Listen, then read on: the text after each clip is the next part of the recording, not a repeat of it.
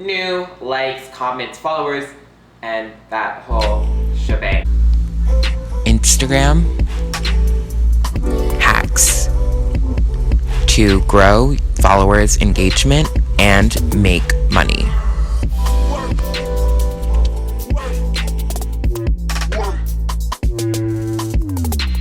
Hey guys, welcome back to my YouTube channel. So today I'm talking about something that is highly requested, and it is all about Instagram. So I am starting a new series / playlist on my channel called Instagram, and like Instagram hacks and tips and whatnot. So today I'm going to be talking about growing your following and engagement. Also from there, how to establish a relationship with brands and then receive products and hopefully make money. Before I start, I just want to let everyone know that I've only been blogging for 5 months, and I'm just speaking from experience, from what I know. I've hit over 20,000 followers, so I just want to kind of talk about how I got there and different things you could do to speed up that process, so to say. And you guys sent me a bunch of different questions, so some of them will be answered while I'm talking, and I'll go back and answer those that were not. So the first thing is know what you want to accomplish. Do you want to be a blogger? Do you want to be a YouTuber? Do you want to be a blogger and a YouTuber? Do you want to just be Instagram famous? Like, what are you trying to accomplish here? I think that's the most important thing to know before you start, because if you don't really know what you want to do, it's kind of hard for you to post a bunch of different things that's relevant to you and your brand. Know what your niche is. So basically what this means is know the group that you're targeting. You know, are you targeting people that want to follow fashion? Are you targeting people that want to follow beauty? What also falls into your niche is the demographic of the people. So how old are these people? These are all things to keep in mind to know about your followers, so you can create content to apply to those people. Although you have a set niche, it is still good to step out of your comfort zone and create different content that you normally wouldn't do. For example, one of my first YouTube videos was how to make avocado toast and matcha lattes.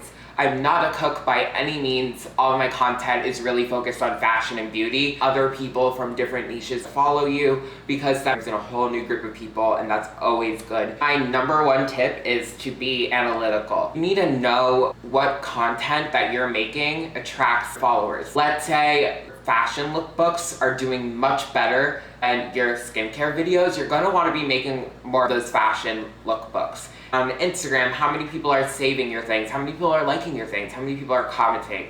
What's getting your engagement up more? And then you wanna make more of that content. You don't wanna be making stuff that your followers aren't attracted to. With that being said, don't only make things that your followers are saying. Like, of course, be creative, stay true to yourself, but at the same time, know what your audience wants and give it to them.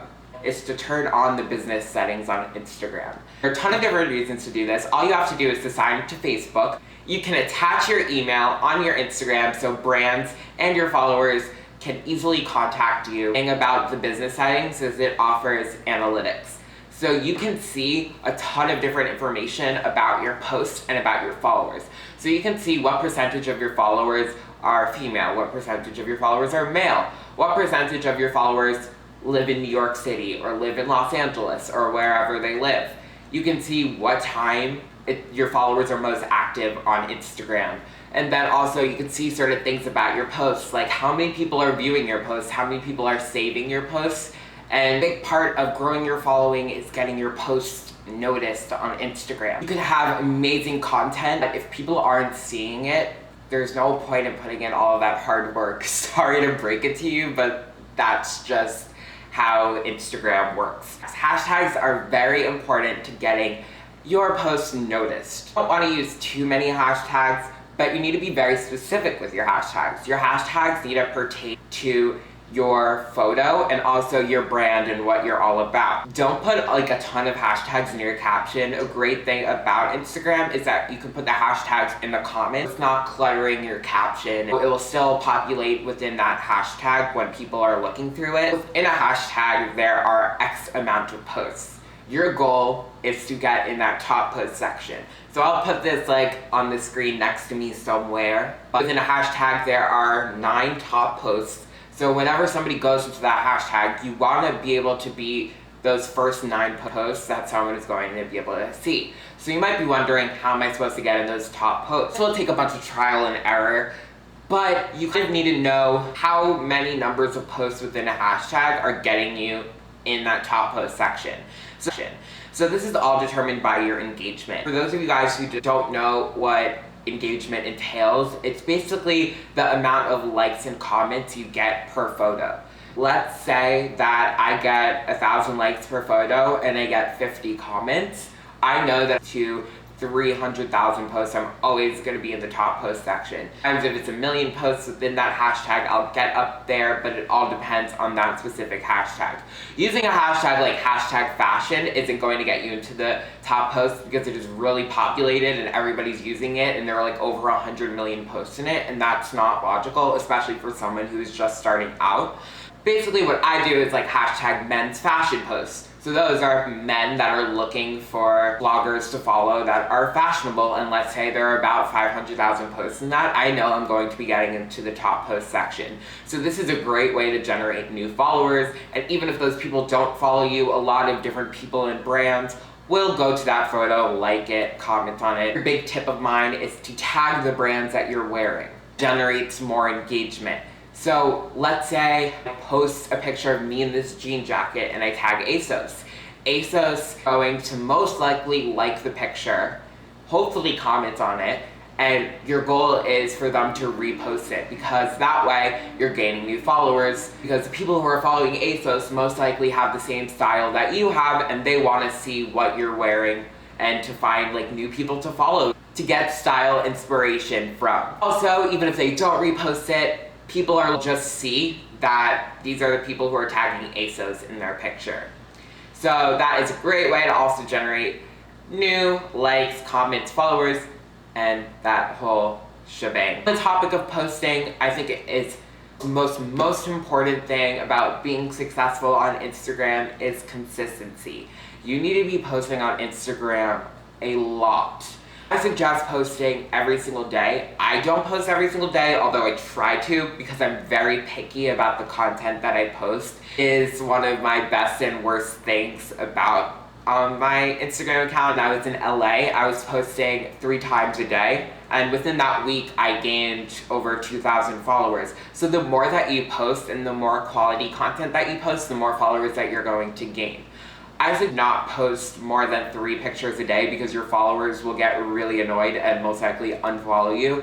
But posting anywhere from 1 to 3 times a day is really, really important because it will come up more in other people's feeds. So let's say your followers keep on interacting on your photos, their followers are going to be looking at who they're engaging with, and if they see this person is posting a lot of different things and they keep on liking and commenting on it, they're gonna go to your account and maybe follow it too. Posting a lot is great, but quality definitely over quantity.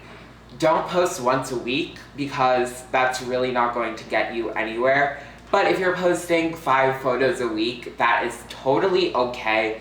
Although it's not 7 photos or 10 photos or 15 photos, it's still okay because you're getting a ton of new content in for followers and new followers to check out. Being different, you want to be able to tell a story with your Instagram photos and with your feed, because you know there are millions of accounts that have similar feeds to what I have, but you know it's all about making individual pictures stand out. That like kind of, my Instagram feed is just very minimal and white and beige and pink and gray and all of that good stuff. An Instagram feed as a big collage that kind of showcases your life and what you're all about. So if you're making it about you, selfish as that sounds, it's really not, but make it about you, make it about like telling a story where you kind of want to ask yourself, how are you different from everyone else? The blogging and YouTube industry is very saturated, and it's all about, you know, putting your own personality on it, because let's face it, somebody's always going to be doing a makeup tutorial.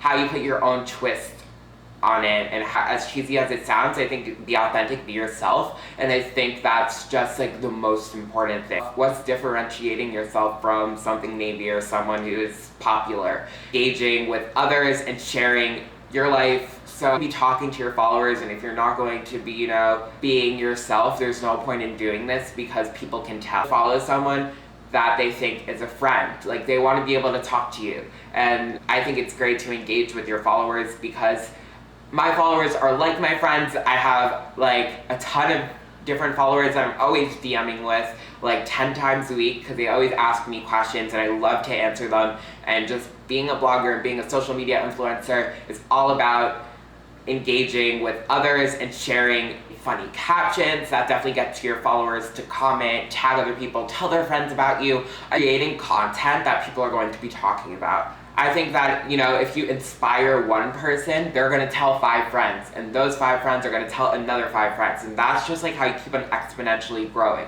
And I think that's just like such an important thing, is to create content that's true to yourself, true to your brand. And I keep on saying this, but I just cannot stress how important that is. Stick to yourself, you're also sticking to your brand. So this branches out into a million different things. But that includes not just posting everything. So you're not going to be posting just any picture. You need to really think about what's going on your social media profiles. Because if it is not up to par, you want it to represent who you are and what your brand is about. And this also leads into working with brands. So I'm not gonna go work with a brand that throws money at me and I don't believe in their product or I don't believe in what their message is. So I think it's just all about staying true to yourself no matter what's on the line here. And also, don't take every opportunity that comes your way. I almost decline all of these different projects and sponsored posts that come my way because it's not right for me. It's not right for your brand or for who you are. That's not something that you want to do. Recently, a makeup brush company emailed me and they wanted to pay me over $500 to post about their makeup brushes. I don't do makeup, I've never done makeup, so that's not something that's right for my brand and I wouldn't post it even if they gave me money for it because that's not something that is true to myself. So your followers can definitely tell that it's not authentic and you want to really be speaking on what you like, not going to lie about that no matter how much money is at stake. Your followers are going to go out and buy those things that you are talking about. So if the product or if you don't like a piece of clothing, how it fits on you, and you're telling your followers to go buy it, they're not going to trust you because it's going to be really cheap and crappy on them, and they're going to be like, why did David tell me to go do this? I'm not going to trust what he's saying. So I think it's all about trust, and that leads into engaging with your followers. You don't want to just be this like social media celebrity that never talks with their followers because you're not going to gain loyal followers. Since I always ask them, what do you want to see on my blog? What do you want to see on my Instagram? Because I feel like it's very important to hear from your followers, and engaging with them just is so important. You'll want to work with someone who has 5,000 followers and who gets over 100 comments versus someone who has 100,000 followers and who will get like only 20 comments. So it's all about engaging and increasing that engagement because yes, you want to work with people who have a lot of followers, but they're being more analytical these days and they want to see that your followers are your friends. Because what I always say is I would never put something on my blog that I wouldn't recommend to a friend, because your main goal here is to get your followers to go out and buy a product that you like. Because on your blog or on your Instagram, you're talking about your lifestyle to a friend and you're like saying, hey, I like this. Post things that are relevant. And don't make every single post you do on your Instagram sponsored, because your followers want to see that you are telling them to go out and buy things that brand isn't necessarily telling you to go and tell your followers to do, because it is authentic. You don't want to always be saying hashtag ad, hashtag ad, hashtag ad, hashtag ad, because frankly it is very annoying and it seems like you're only doing it for the money, and you might only be doing it for the money. And the Explore page on Instagram, there's that little magnifying glass and it shows a bunch of different people that are similar to your account and the people that you follow. So I always like to like different pictures and sometimes comment on them, because maybe those people will end up following me or people will see me engaging with those. And it just like puts you in that mix of other people, always commenting on other people's things. You want to collaborate with someone who has a bigger following than you, giving each other like shout outs is always something that I love to do. I always love to tell my followers like, hey, here are like 5 other bloggers that I love, and it's just like great to shout out your friends that are doing the same thing as you and give each other's followers. It just helps. Being different on Instagram also means utilizing everything Instagram offer. That means that Instagram isn't just pictures anymore. They have albums where they have videos, so if you want to post like post a little section of your YouTube video to tell people to go and watch it, that's a great thing to do. Do live videos so you can interact with your followers in the moment, so you can really talk to them like you're on FaceTime with them. Instagram stories. I love Instagram stories. I'm addicted to it. I can do it all day long. I draw, I doodle. My followers really react to it, and I think a great thing to use your Instagram, even if it's your Instagram stories or if it's an Instagram post, is to CAT, call to action. So if you have a new YouTube video, if you have a new blog post, I always use my Instagram stories to say swipe up, go watch my video, because you want to use your Instagram platform to grow your other platforms, and it's just great to get your followers to see what you're doing elsewhere other than Instagram. So you can, links and everything is to network. So whether it is online or if you're at an event, you want to be very ballsy and go up to anyone and say, hey, I like your stuff, want to work together, want to check out my stuff. I think it's just such an important thing to do. I am such a fearless networker. If I see someone that I know from Instagram or whatever at like an event, I will go up to them and say, hey, I love your stuff. Will you check out my things? And hopefully you can establish a relationship that way. I feel like networking is such an important thing to do because it just shows how professional you are. You want to be ballsy, but you also want to be professional. So know there's like a fine line between being unprofessional and being professional. I've gotten so many different job opportunities by just reaching out to people, reaching out to brands, sending people emails, going to know your worth. So not working with a brand, you want to say to them, hey, I love your content, I love your stuff, I'd love for you to send me some products. If I'm going to post about it, if I like the things that I want to be paid X amount for this post, because this is my follower to engagement ratio. This is how many, like an information kit, so to say, of brands that are kind of on the same level as you. It's always great to work with people who are higher up, so to say. So have to be sort of realistic and know that, you know, this takes time. Doing all these things definitely adds up. I'm still figuring things out, and working with the brands that you want to work with just takes time. I was like very lucky because my first partnership that I had was with Uniqlo, and they actually reached out to me, and it was within the first couple of weeks that I actually started my blog. So it just goes to show that, you know, the amount of followers that you have aren't as relevant to what you're posting and how you're posting it and who you're engaging with. Stay true to yourself, stay true to your brand, be consistent, be analytical, do more of what your followers want, be creative, do you, and don't be afraid to reach out to people. My most successful partnerships and jobs have been from me just sending out a cold email. Now I just recently got a new job because I networked with someone, and out of your comfort zone means a bunch of different things for a bunch of other people. So if that means trying a new different thing with your feed, or it means talking to someone you wouldn't necessarily feel comfortable talking to, go and do that. So I think growing your platform also involves growing who you are, growing your skills and your mindset about a bunch of different things. So I just want to say thank you for watching. Please let me know what you guys thought. If you guys have any other questions, I'd be happy to answer them. I kind of answered most of the questions that people have been asking me, but I will be doing more videos related to Instagram. Oh, okay. I just like restart the whole thing. I feel like I was babbling a little bit. No.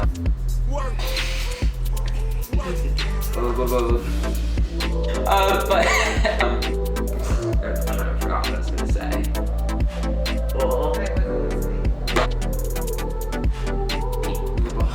Lee, what?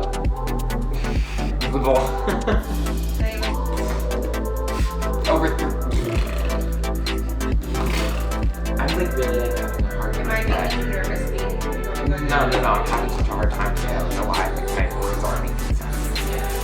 Oh. Make no sense. Why did you just go? Call from 646-517-849.